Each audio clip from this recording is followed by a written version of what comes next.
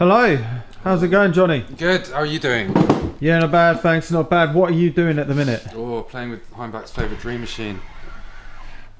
Ah, yes, the Elka rhythm machine. Sadly, all the capacitors are now working though. Oh no, did you get any of the funny sounds? So what is your setup? Talk through your setup. By the way, right now, he's grabbing samples from the Elka rhythm machine for the next sample pack because people seem to quite like them and been working on them. So yeah, we got the Elka, we got a microcosm, we got a big bad boy octo speaker over there. So yeah, we've decided before it goes up on the ceiling, Johnny's decided to put the drum machine through this.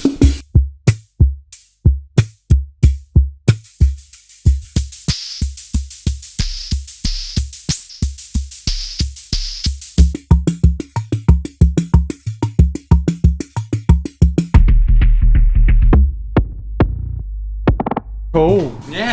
So, what will we expect in this sample pack? DI is speaker, it's affected. Yeah, I haven't done the effects yet, but yeah, it's mostly going to be just the dry and that, and then I'll just do a few runs of this.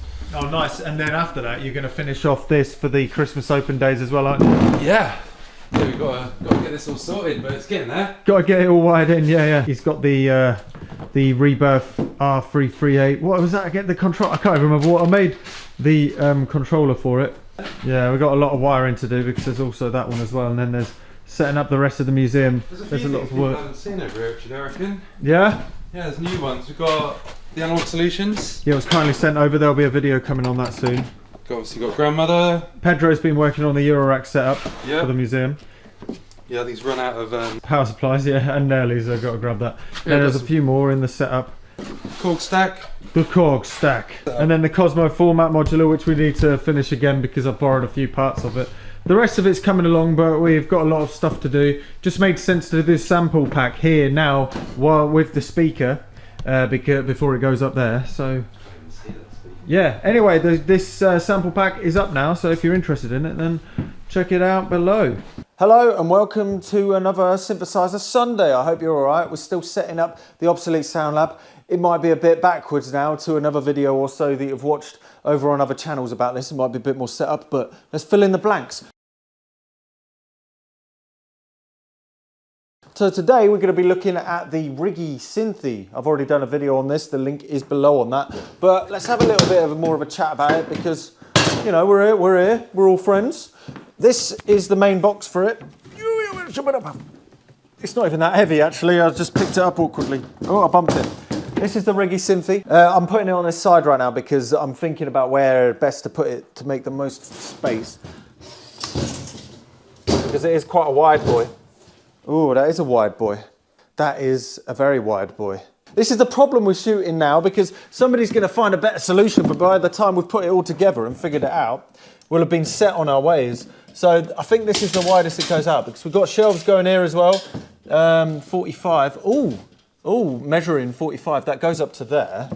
So, you know what? I think I'm going to put this on it and then raise this up because it's only going to slightly protrude over that. So we're going to make something like a box for this one to sit on. Yeah, this will work. There we go. Built by Peter Riggs in the mid-1970s. It was inspired by the look of the EMS Synthi. Oh no, more like the VCS3. Bit of a problem there. And built from the Wireless World Music Sound Synthesizer. That's this magazine here. The Practical Electronics PE Sound Synthesizer. That's this one here. And the Electronics Today International Synthesizer projects, including the 4600 and the 5600 synthesizers. Like here, we've got a 4600. We'll look at those in the videos. It's a little bit broken right now. All these synthesizers can be found in other parts of the museum, which is true as well. We've got all of those, so we're going to figure out where to put this. 45. Yeah, we're not getting away with that. Ha! Nah, it's horrid. Horrid idea. Oh! Okay. This one's going to fit over there, and it doesn't protrude it because this one's quite deep, and then this one will go over there and sit out, and it won't be a problem. I think we're going to swap these over. That's the way we're going to do it. We're going to slide it over. Oh, this one's quite a chunk. And then pop that right here. Let's see what this goes like. Bit of space between them. Have this one sitting out forwards a little bit. And we could probably fit something small there, like another small DIY synthesizer there. And then we find something to stack it on top of. Yeah, this is a... Yeah, this is the way. This is the one. I'm just going to quickly get the power connector. Where's the power cable? So, this is the power cable. Sort of like a Jones connector, but not. Please comment below what this one is specifically. I think, like this one, the power supply's in the keyboard, and a couple of the oscillators are, but the main kind of bulk of the actual sound devices are in the top board. So you connect it via this long multi-core cable. We get that plugged in.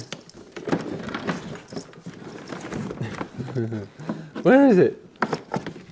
I should have done this before I put the top on.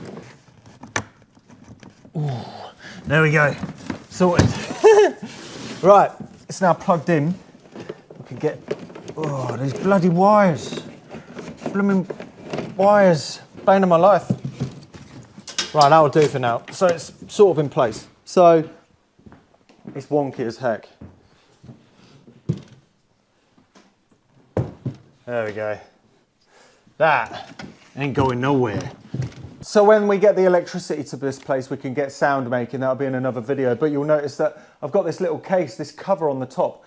That's what inspired Peter, was the patch bay on the EMS and also the colour of the VCS3.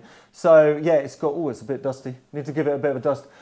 So the concept I thought of the little pin matrices for most people who come to a museum might be a bit too much. So made it in a pre-patched manner. Pop this on top so people can play on the keyboard and adjust the knobs accordingly, and 9 times out of 10 it makes sound. But if you come over here and you want to have a mess around on the Battleship's pin matrix, then just ask somebody. I'm sure we can figure it out. As long as we get it back into some sort of functioning format after you're finished, then that'll be fine, that'll be fine. It's been made with lecture set, so all of the descriptions and all of the letters are lecture set, and it's been covered over with some sort of protective film. And it's quite rugged and stuff because it's been played with quite a lot at the museum and people seem to enjoy it, which is good. It's quite an unwieldy beast. It's a DIY synthesizer. The oscillators aren't the most in tune they'll ever be, but it's really interesting. The sequencer is really cool because you can draw your own waveforms with the sequencer. Have a fiddle with this really rugged joystick. It's really nice. So yeah, the link to the full video on the RiggySynthi is below.